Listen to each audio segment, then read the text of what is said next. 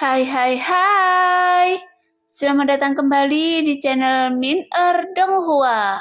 Kali ini kita akan melanjutkan cerita Donghua, Apotesis. Nggak pakai lama lagi, langsung aja kita ke ceritanya. Cekidot. Saat prajurit alam kesengsaraan kekosongan hanya berjarak sekitar 1 kaki dari loseng. Saat persepsi prajurit alam kesengsaraan kekosongan menyapu dan menemukan loseng, gangguan di tubuh loseng tiba-tiba meledak. Kemudian loseng seperti anak panah yang lepas dari tali, menembak ke arah prajurit kesengsaraan Void yang membuat prajurit itu tidak sempat bereaksi sama sekali. Dan loseng sudah bergegas ke arahnya. Prajurit itu tidak tahu bagaimana harus merespon. Dia hanya mengeluarkan satu kata dengan putus asa, dan dia ingin bertanya padanya apakah dia benar loseng. Tapi sayangnya, dia lupa bahwa sekarang dia telah berada di pihak lain di saat ini. Jadi dia pasti akan bertarung sampai mati untuk menang. Jadi bagaimana dia bisa berbicara omong kosong dengan loseng? Tuar! Pukulan loseng langsung mengenai dadanya. Prajurit itu dengan sangat keras, sehingga tubuh prajurit itu seolah-olah seperti bola kempes, yang membuat dia bahkan tidak sempat menangis. Dia berbaring dengan lembut dan jatuh ke rumput. Jelas dari loseng telah mengumpulkan momentum untuk mengambil tindakan ini, untuk membunuh prajurit itu dalam sekali serangan. Bagaimanapun tidak boleh ada kecerobohan dalam tindakan. Namun meskipun Xiao Yokin juga seorang pejuang, bahkan tingkat kultivasinya tidak rendah, tapi saat dia melihat tindakan loseng itu masih mengejutkan hatinya. Meskipun sejak kecil Xiao Yokin juga telah menyaksikan banyak pertempuran antar pejuang, bahkan di antara keluarga besar di kota Shutian dan di dalam sekte Suling, sering terjadi perkelahian hampir setiap tahun.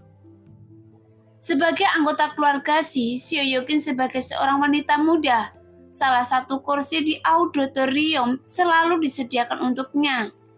Sehingga Xiao Yokin bangga bisa memiliki penglihatan yang tajam dan unik. Saat menyaksikan para pejuang bertarung di arena, dia bahkan sering berkomentar. Dan setiap kali dia memperkirakan itu di antaranya 70-80% akurat. Namun sekarang, Xiao Yokin menemukan bahwa pertarungan di arena tersebut tidak lebih dari permainan anak-anak. Dibandingkan dengan pertarungan saat ini, dia tidak menyangka bahwa loseng hanyalah seorang pemula di alam kesengsaraan kekosongan. Sangat mudah untuk membunuh seorang prajurit di tahap tengah alam kesengsaraan kekosongan. Dalam sekali serangan, bahkan lawannya sama sekali tidak memiliki kesempatan untuk melawan atau punya waktu untuk bereaksi. Hanya saja, loseng bisa memahami pikiran batin Xiao Yokin. Jadi, dia terbang ke bawah, meraih Xiao Yokin dan berkata dengan dingin, "Ayo pergi." Kemudian loseng membawa Xiao Yokin dan melarikan diri. Pada saat ini, loseng tidak lagi menyembunyikan esensi sejatinya, sehingga esensi sejati dan gangguan di tubuh loseng langsung meledak. Pada saat yang sama, dia berubah menjadi seberkas cahaya dan langsung menuju rawa Yunmeng dengan sangat cepat. Karena penilaian loseng sangat tepat, sejak loseng membunuh buaya bergigi oranye, Wusan dan prajurit alam kesengsaraan kekosongan lainnya bergegas ke arahnya. Dan sekarang, loseng telah membunuh salah satu dari mereka. Meskipun tidak banyak gerakan, tapi Wusan secara kasar mengunci posisi loseng dan mulai datang dengan cepat.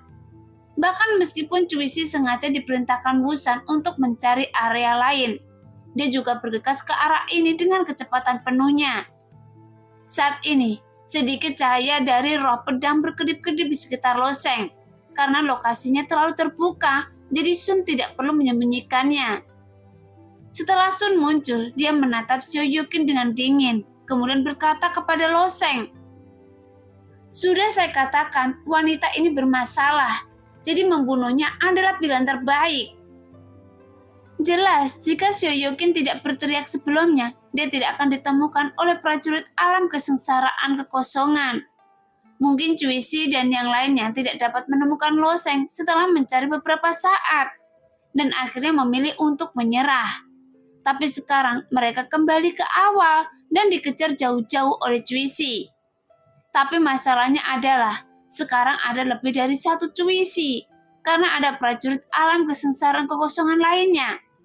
Sekarang semua orang bergerak melalui kabut tebal berwarna putih. Mereka tidak dapat melihat sosok satu sama lain, tetapi mereka dapat merasakan aura satu sama lain dari fluktuasi energi yang sebenarnya. Mendengar kata-kata Sun, Loseng tidak berbicara, tetapi terus menstimulasi energi aslinya. Namun rawa di tanah dengan cepat mundur dari bidang penglihatan Loseng, dan pemandangan di sekitarnya berangsur-angsur berubah. Saat Loseng pertama kali memasuki rawa Yunmeng, lingkungan di sekitarnya masih hijau. Namun saat Loseng terus memasuki kedalaman, ke dalam rawa Yunmeng, rawa dan tanaman berangsur-angsur berubah menjadi coklat tua, dan suasana di sekitarnya menjadi semakin tak bernyawa. Saat melarikan diri, Loseng merasa fluktuasi energi nyata di belakangnya semakin kuat. Selain fluktuasi energi nyata yang lebih lemah, Loseng merasakan dua fluktuasi yuan nyata yang relatif kuat. Yang satu seharusnya Cuisi, siapa yang lainnya? Kecepatan lari orang ini tidak jauh lebih lambat dari Cuisi. Apakah dia juga orang yang kuat di alam hidup dan mati? Loseng merutkan kening karena baginya ini jelas bukan kabar baik.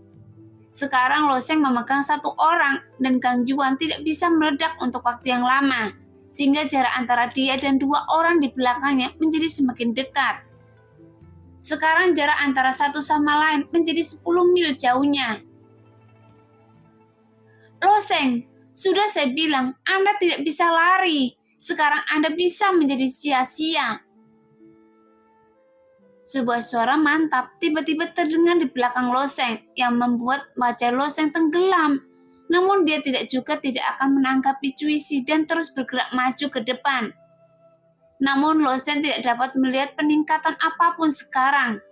Jika ini terus berlanjut, dia mungkin tidak tahu harus bagaimana menghadapi langkah selanjutnya. Tapi yang tidak disangka Loseng adalah, pada saat ini suara aneh tiba-tiba keluar dari telinganya.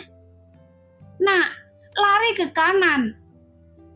Mendengar suara ini, mata Loseng berbinar, kemudian membuka jimat esensi sejati untuk mengirim pesan. "Siapa Anda?" "Siapa saya?" Pria itu tidak menjawab, tapi malah tertawa. Sekarang ada kebingungan di wajah Loseng karena transmisi energi sebenarnya ini datang dari belakang. Jadi itu seharusnya datang dari salah satu dari dua prajurit di belakang.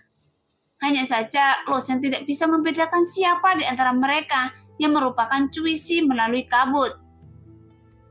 Tapi pemilik suara ini pasti salah satu orang yang berkuasa di alam hidup dan mati. Siapa orang ini? Mengapa dia memberi saya nasihat ini? Tapi suara ini terdengar familiar.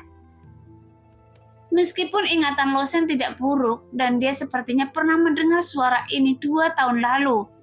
Tetapi dalam kepanikan situasi saat ini, Loseng tidak dapat mengingat siapa orang itu untuk sementara waktu. "Mengapa Anda ingin membantu saya?" Loseng bertanya lagi. "Membantu Anda? Jangan salah paham, saya hanya tidak ingin wanita yang bersama Anda jatuh ke tangan Cuisi." Suara itu terdengar lagi. Sepertinya tidak ada yang ingin Cuisi menjadi lebih kuat. Cibiran muncul di wajah Loseng dan dia sangat ragu di dalam hatinya karena Loseng tidak dapat sepenuhnya mempercayai kata-kata orang ini. Jika orang ini curang, di bawah perintah seperti itu, mungkin Loseng akan masuk ke dalam perangkap. Namun tepat ketika Loseng hendak berpikir, suara itu terdengar lagi di telinga Loseng. "Anda benar, saya tidak ingin Cuisi menjadi terlalu kuat, dan saya rasa Anda juga tidak menginginkannya.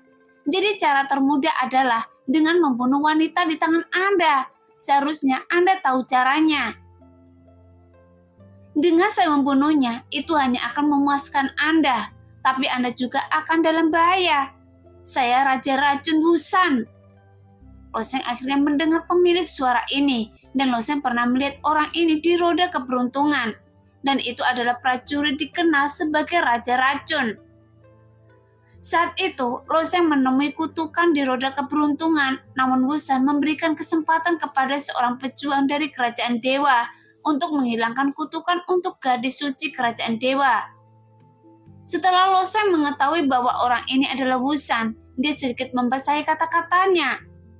Dari sudut pandang Wusan, tidak perlu mengingatkan dirinya sendiri, karena Loseng hampir pasti mati ketika Wusan dan Cuisi bergabung untuk memburunya. Jadi dia tidak perlu mengingatkan dirinya sendiri. Meskipun sepertinya Wusan memang bergabung dengan Cuisi, tapi keduanya sepertinya tidak akur. Jadi tidak sulit untuk memahaminya. Bagaimana orang tua seperti mereka bisa rela membagi hartanya kepada orang lain? Seperti kata pepatah, tidak ada cara untuk membiarkan orang lain mendengkur dan tidur di samping tempat tidur. Karena bagi sebagian besar pejuang, yang mereka inginkan hanyalah mendominasi diri sendiri. Jadi tidak mungkin bagi orang seperti Wusan untuk mematuhi perintah Cuisi. Dan bahkan lebih tidak mungkin lagi bagi Cuisi untuk menolerasi Wusan. Meskipun keduanya telah bergabung, mereka sendiri memiliki konflik yang tidak dapat didamaikan. Jika Shoryuken jatuh ke tangan Cuisi dan membiarkan Cuisi menerobos, maka hidup Wusan tidak akan bisa mudah. Di sebelah kanan, Loseng berbalik, kemudian berbelok tajam ke kanan dan berkata, "Bagaimana sekarang?" 10 mil di depan ada istana bawah tanah. Begitu Anda masuki istana bawah tanah itu, saya tidak dapat meminjamin bahwa Anda dapat melarikan diri dari Cuisi. Tetapi itu dapat menundanya untuk sementara waktu, kata Wusan dalam sebuah pesan. Hanya saja dia berkata dengan dingin di dalam hatinya. Tapi istana bawah tanah juga akan membunuh kalian berdua. Jelas keberadaan istana bawah tanah besar di bawah rawa Yunmeng. Wusan adalah satu-satunya di seluruh wilayah tengah yang mengetahui rahasia ini. Namun meskipun ada istana bawah tanah, ini juga merupakan tempat yang berbahaya. Meskipun tidak ada peluang di dalamnya, tetapi sangat berbahaya. Karena Wusan telah menjelajahinya 2 kali, tetapi dia tidak menemukan harta karun apapun di sana. Bahkan dia hampir mati di dalamnya. Jadi Wusan juga menyerah menjelajahi istana bawah tanah ini. Jadi sekarang pilihan terbaik untuk mengirim Loseng ke istana bawah tanah ini dan membiarkannya mati di dalam. Lagi pula, setiap pejuang pasti memiliki rencananya sendiri. Sekarang Loseng ingin membawa Shoryuken untuk melarikan diri, dan Cuisi ingin membunuh Loseng dan menangkap Shoryuken. Tetapi tujuan Wusan adalah membiarkan Shoryuken mati. Adapun Loseng, bahkan jika dia mati, jika tidak ada manfaatnya baginya, semua yang didapat Loseng akan diperoleh oleh Cuisi. Jadi tidak masalah apakah Loseng mati atau tidak. 10 mil dapat dicapai dalam sekejap dengan kecepatan Loseng saat ini.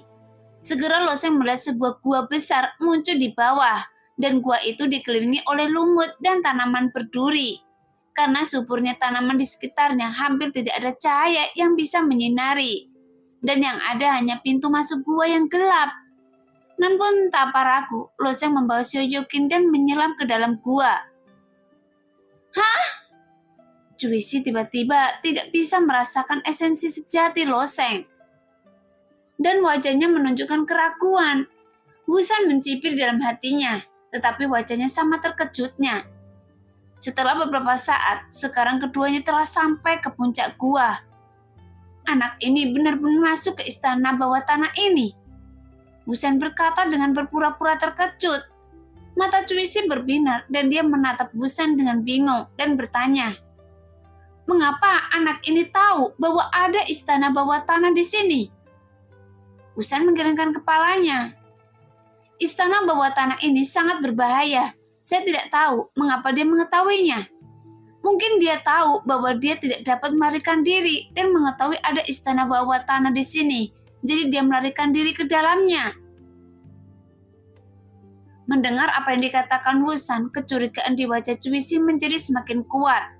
Baru saja Loseng bergegas ke satu arah, tapi sekarang dia tiba-tiba mengubah arah dan mengebor ke dalam istana bawah tanah. Sehingga benar-benar membuat Cuisi merasa sangat aneh. Lagi pula, Cuisi awalnya adalah karakter yang suka mencurigai seseorang. Jadi dia juga meragukan bahwa Wusan diam-diam mengingatkan Loseng, tetapi dia tidak memiliki bukti untuk menuduhnya. Selain itu, dia tidak cocok untuk berdebat dengan Wusan saat ini. Jadi dia mengangguk dan berkata, bahkan jika dia memasuki istana bawah tanah, dia juga tidak bisa melarikan diri. Pada saat ini, para prajurit alam kesengsaraan kekosongan itu juga datang satu demi satu. Kemudian Cuisi meliriknya dan bertanya, mengapa dua yang hilang di antara kalian? Jelas, memang ada dua yang hilang di antara prajurit alam kesengsaraan kekosongan. Jadi salah satu dari mereka berkata, satu dibunuh oleh Loseng dan yang lainnya secara tidak sengaja masuk ke serangga naga air dan ditelan oleh naga air. Lagi pula, ada juga beberapa binatang buas yang sangat kuat yang bercokol di rawa Junmeng. Saat semua orang masuk semakin dalam kedalaman rawa Junmeng, binatang buas yang mereka temui secara alami menjadi semakin kuat. Naga air? Ada sedikit keterkejutan di wajah Cuisi.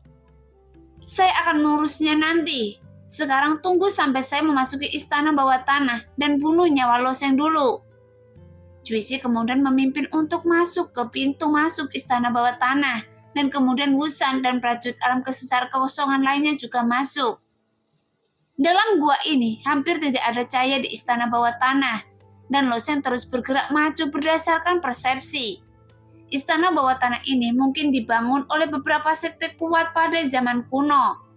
Jadi jalan di dalamnya berbelok-belok dan berputar-putar, sehingga terlihat seperti labirin besar.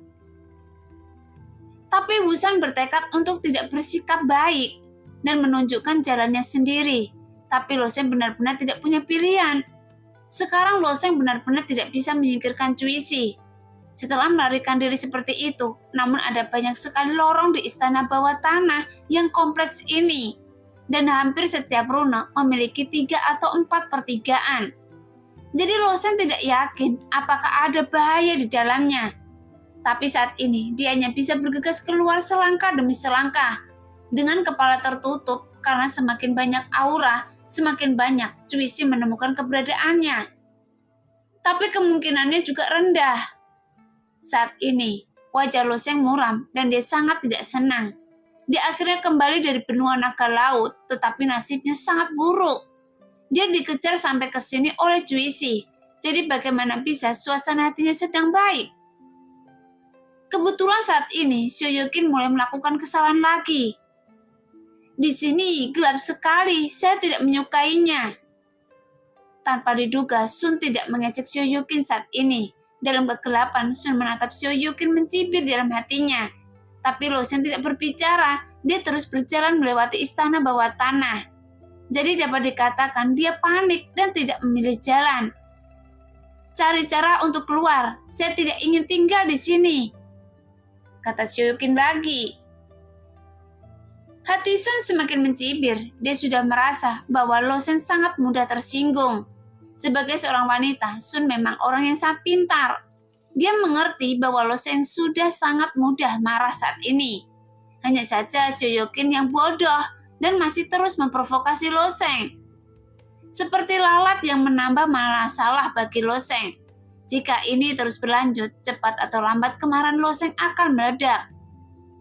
Tapi akan lebih baik bagi Loseng untuk membunuh wanita ini dalam kemarahan, pikir Sun dengan getir di dalam hatinya. Loseng, cepat bawa saya keluar. Melihat Loseng tidak mengucapkan sepatah kata pun, amarah Shoyokin yang keras kepala bangkit lagi. Sehingga dia benar-benar lupa bahwa Loseng dikejar sampai ke istana bawah tanah hanya untuk menyelamatkan wanita ini. Luar. Pada saat ini, Loseng tiba-tiba melemparkan Shoyokin. Bahkan lemparan ini dilakukan dengan kekuatan besar, sehingga tubuh Shoyokin lemas, langsung menghantam tanah dengan keras. Namun Shoyokin adalah seorang pejuang di tahap awal alam pil ilahi, jadi dia tidak akan terluka akibat dampak kekerasan seperti itu. Setelah dilempar ke tanah oleh Loseng, Shoyokin sedikit bingung. Kemudian dia tiba-tiba berteriak, "Apa yang Anda lakukan?" Namun begitu Sioyokin selesai berbicara, Loseng sudah menamparnya. Mungkin jika Loseng menggunakan seluruh kekuatannya, tamparan ini dapat menghancurkan kepalanya berkeping-keping. Tetapi Loseng mengendalikan kekuatannya, dan tamparan ini meninggalkan bekas 5 jari yang jelas di wajahnya. "Bukankah karena Anda, saya harus datang ke sini?" Loseng berkata dengan marah. Sebelumnya, sangat sedikit orang yang bisa membuat Loseng marah, kecuali kebencian yang tidak dapat diselesaikan seperti Cuisi. Loseng jarang menggunakan kemarahan yang nyata. Faktanya, dilema hari ini tidak ada artinya bagi Loseng. Meskipun Loseng pernah mengalami krisis hidup dan mati, 10 kali lebih merepotkan dari ini, tapi dia tahu bahwa ada kesenjangan antara dirinya dan Cuisi. Meskipun dia belum pernah bertarung secara langsung, tapi dengan kekuatannya, sekarang dia tidak sepenuhnya yakin. Jadi meskipun dia mencoba yang terbaik untuk bertarung, Loseng mungkin tidak memiliki kesempatan. Tapi sekarang kemarahan Loseng yang sebenarnya berhasil diprovokasi oleh wanita bodoh ini. Jadi harus dikatakan bahwa membuat marah orang lain adalah bakat tak terduga dari Sioyokin. Pada saat ini, Sioyokin menutupi wajahnya dan menatap Loseng. "Anda berani memukul saya?" Ketika dia berada di keluarga Si, Loseng hanya menggunakan energi jahat untuk menekan Sioyokin, tetapi dia tidak melakukan apapun. "Jika Anda berpikir dewasa, tidak ada yang memukul Anda, kan?" Loseng mengatakannya langsung sebelum Sioyokin mengucapkan kalimat berikutnya. "Sejak saya masih kecil, tidak ada yang berani memukul saya." Sioyokin memasang ekspresi histeris di wajahnya. Saat Sioyokin selesai berbicara, Loseng menamparnya lagi. Dengan tamparan ini, rambut Sioyokin berserakan di bawah cahaya redup. Kemudian sepasang mata coklat menatap Loseng, dan dia menggertakkan gigi dan berkata, "Loseng, saya bertarung dengan Anda." Sioyokin segera bangun untuk melawan Loseng. "Sekarang saya ingin melihat bagaimana Anda akan bertarung." Segera Loseng langsung bergegas ke depan, meraih leher Sioyokin dengan satu tangan, mendorongnya ke dinding dengan keras, dan dengan lembut menepuk perutnya dengan tangan lainnya. Tetapi dia mendorong aliran esensi sejati dalam sebuah pukulan, karena tingkat kultivasinya jauh lebih rendah dari Loseng. Setelah esensi sejati Loseng meninju ke perut Sioyokin, esensi sejati Sioyokin benar-benar berantakan dan tidak dapat berfungsi. Kemudian Loseng membalikkan tangannya dan langsung meraih keras Sioyokin, menjepitnya dengan lembut dan merobeknya ke samping. Segera merobek pakaian putih polosnya hingga berkeping-keping. "Apa yang ingin Anda lakukan?" Mata Sioyokin melebar dengan ekspresi tidak percaya di wajahnya. "Ada apa? Ambil Yuan Yin Anda." Loseng mencibir, meluruskan tangannya dan merobeknya lagi, sehingga terdengar suara kain robek, dan pakaian di tubuhnya terkoyak bersih oleh Loseng dalam sekejap. Sioyokin belum pernah meninggalkan pengadilan. Dia belum pernah melihat pertempuran seperti itu sebelumnya. Sekarang tubuhnya terbuka telanjang di depan seorang pria, sehingga darah di sekujur tubuhnya segera mengalir ke kepalanya, dan wajahnya yang aslinya cerah penuh dengan darah karena marah dan malu. "Loseng, Anda bajingan!" Sioyokin berteriak. Loseng menutup telinga terhadap kata-kata Sioyokin, karena perjuangan Sioyokin sia-sia bagi Loseng. Kekuatan aslinya sangat buruk, dan dia hanya memiliki budidaya alam pil ilahi. Terlebih lagi, sekarang Loseng telah menyegel esensi sejatinya, jadi dia tidak memiliki kekuatan untuk melawan sama sekali. Kemudian Loseng memeluk bahu Sioyokin dan mendorongnya ke tanah di satu sisi istana bawah tanah yang dingin dan lembab. Tapi bagaimana Loseng bisa begitu peduli saat ini? Adapun Sun yang memegang tombak melayang di sampingnya seperti hantu, dengan senyuman dingin di wajahnya. "Sudah lama saya bilang pada Anda, ambil saja Yuan Yin-nya. Setelah dikejar sepanjang jalan, Anda baru melakukan hal seperti itu." Saat ini, Sun tidak malu untuk melihatnya. Dia seperti manusia wanita. Matanya yang indah bahkan tidak menghindar sama sekali. Sebaliknya, mereka terbuka lebar dan menyaksikan pemandangan di depannya dengan penuh minat. Namun Sioyokin tidak menyangka dia akan tiba-tiba mencapai titik ini. Dia telah mahir dalam musik, catur kaligrafi, dan melukis sejak dia masih kecil. Dan bakatnya dalam seni bela diri juga membuat murid-murid sekte tersebut iri. Setiap kali dia mengikuti Sioji untuk berlatih di sekte suling, mata dari laki-laki itu selalu tertuju padanya. Baik itu kota Sutian atau sekte suling, dia seperti dewi yang menyendiri. Tidak mudah bagi orang biasa untuk melihat wajahnya yang tersenyum. Meski begitu, ada banyak pahlawan muda yang mencoba menyenangkannya, bahkan mencoba segala cara untuk membuatnya bahagia. Pernah ada seorang jenius tingkat surga di sekte suling untuk merayakan ulang tahun Sioyokin. Dia melakukan perjalanan ribuan mil untuk mengumpulkan 16 benih rumput radian dan merangkainya menjadi gelang untuknya. Namun benih-benih rumput radian sangat sulit untuk dipetik. Benih-benih tersebut hanya ada di pegunungan bersalju di ujung barat. Benih-benih tersebut memancarkan cahaya redup siang dan malam, sehingga terlihat sangat indah dan merupakan hadiah yang cerdik untuk diberikan kepada orang lain. Namun hanya sedikit orang di wilayah tengah yang membuat gelang dan membagikannya. Karena benih radian keras pada awalnya berharga, maka nilai satu benih rumput hampir setara dengan nilai sebuah senjata abadi. Jadi gelang dengan 16 benih rumput yang bergantung di atasnya bisa dianggap sebagai benda yang sangat berharga. Tapi setelah Sioyokin melihat gelang itu, dia melemparkannya ke tanah. Pada saat itu, semua orang di keluarga Si menyayanginya, dan para tetua di klan hanya tersenyum tak berdaya ketika mereka melihat perilaku Sioyokin yang disengaja. Sedangkan untuk jenius tingkat surga, meskipun dia sangat marah, Sioyokin adalah cicit dari pendeta Kingsu, jadi dia tidak bisa berbuat apa-apa. Sebelumnya dia begitu sombong di masa lalu, tapi siapa sangka dia akan terjebak di istana bawah tanah yang gelap ini dalam sekejap. Dengan pakaiannya dirobek-robek oleh pria di depannya dan menghadapinya dalam keadaan telanjang. Jadi betapa memalukannya hal ini bagi Sioyokin. Dia mencoba melawan, menginjak dengan keras, lalu langsung meraih Loseng dan menggigitnya langsung dengan mulutnya. Tapi bagaimana dia bisa menyakiti Loseng dengan kekuatan kecil ini? Belum lagi esensi sejatinya di penjara. Bahkan jika dia bisa mengedarkan esensi sejati, dia tetap tidak bisa menghancurkan tubuh senjata abadi bermutu tinggi Loseng. Ketika kukunya menggaruk kulit Loseng dengan keras, dia merasa kulitnya sangat keras, sehingga kukunya hampir patah. Tetapi dia bahkan tidak meninggalkan bekas. Saat giginya menggigit bahu Loseng, rasanya seperti dia menggigit balok besi yang membuat giginya hampir patah. Lepaskan saya. Ketika Loseng meletakkan tangannya di dadanya, seluruh tubuhnya gemetar dan mengerang. Perasaan aneh dan ekstrim tiba-tiba menyebar ke seluruh tubuhnya. Dia masih polos dan tidak pernah mengalami perasaan ini. Seolah-olah seluruh kekuatan telah hilang saat ini. Jika saya bisa melarikan diri sini, saya pasti akan membunuh Anda di masa depan.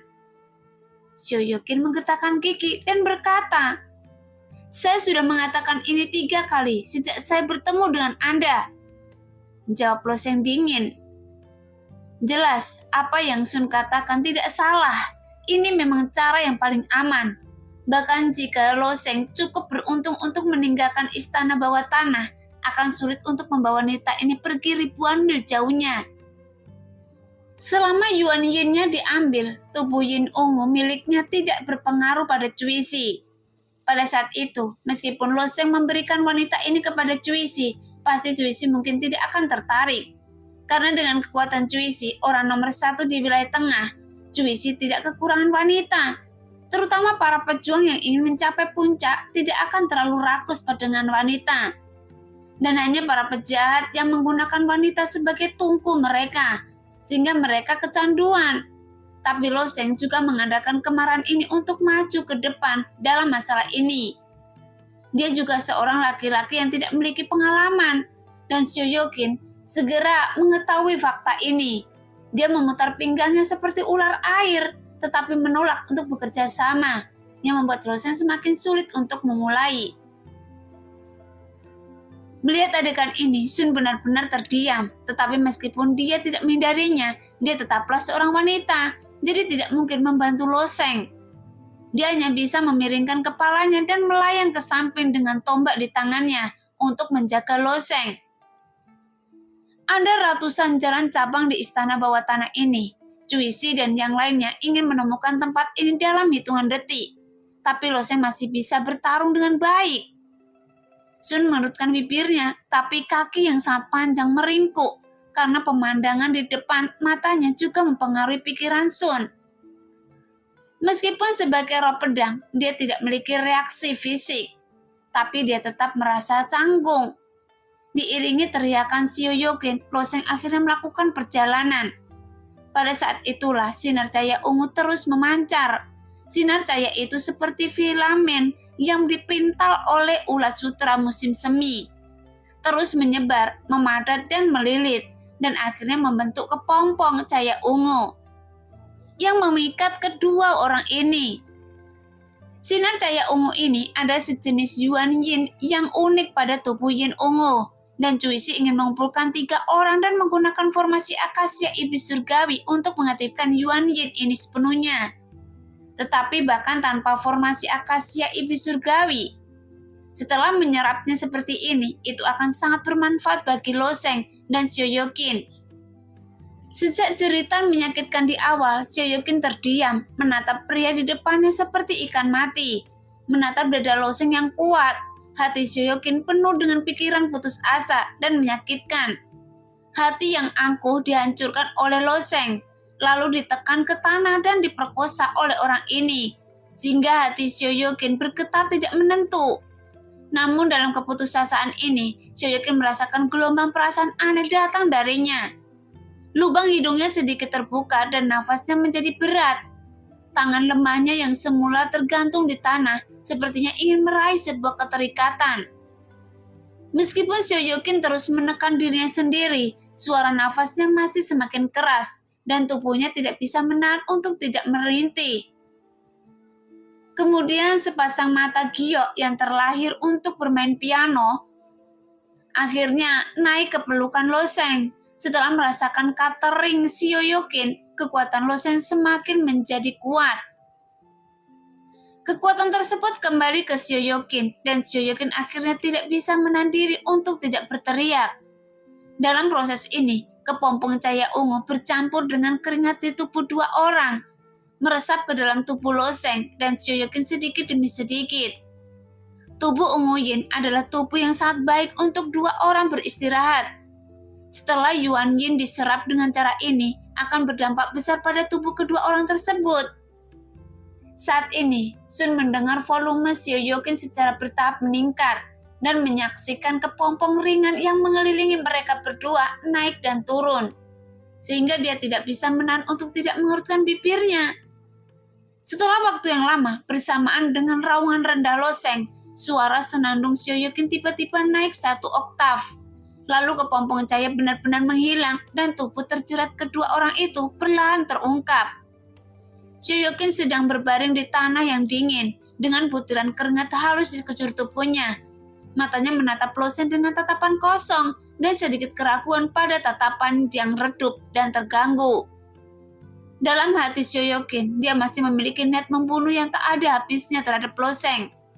Tetapi Sioyokin secara alami menemukan bahwa pria ini tidak seburuk yang dia kira, dan ini juga membuat Sioyokin bingung. Setelah Loseng bangun, dia berkemas, mengeluarkan 1 set pakaian baru dari cincin Sumi, memalingkan wajahnya ke satu sisi, dan melemparkan 1 set pakaian itu ke Sioyokin. Melihat ekspresi cemberut Loseng, Sioyokin langsung marah dengan tindakan Loseng. Dia bahkan mengambil Yuan Yin-nya, tapi dia masih malu melihatnya sekarang. Dan Sioyokin benar-benar menebaknya dengan benar, karena Loseng memang sedikit pemalu. Dia hanya mendorong Sioyokin dengan marah. Kuncinya adalah dia sekarang dipaksa ke dalam situasi putus asa di istana bawah tanah oleh Cuisi. Dia takut Sioyokin akan jatuh ke tangan Cuisi demi situasi keseluruhan, demi saudara perempuan Loseng. dia harus berada di sisi yang aman. Meskipun ada banyak alasan, hal utama bagi Lo Sheng tetaplah saudara perempuannya. Jadi setelah apa yang terjadi, Lo Sheng pasti akan merasa sedikit tidak nyaman. Tapi berbeda dengan sudut pandang Xiao Yokin, perilaku Lo Sheng menggunakan pepatah populer adalah mengangkat celananya dan menolak untuk mengenali siapapun. Kenakan pakaian Anda dan mari cari cara untuk meninggalkan istana bawah tanah ini, kata Lo Sheng sambil membelakangi Xiao Yokin. Tapi Xiao Yokin tiba-tiba mengatakan sesuatu. Saya tidak akan memakainya. Setelah mengatakan itu, wajah Xiao Yokin tiba-tiba memerah lagi. Bahkan dia sendiri tidak bisa membayangkan suatu hari nanti dia akan telanjang dan bertingkah tanpa malu-malu di depan seorang pria. Nah, demikianlah cerita hari ini. Terima kasih yang sudah menonton video Min Earth sampai selesai. Sampai jumpa di video selanjutnya. Bye-bye.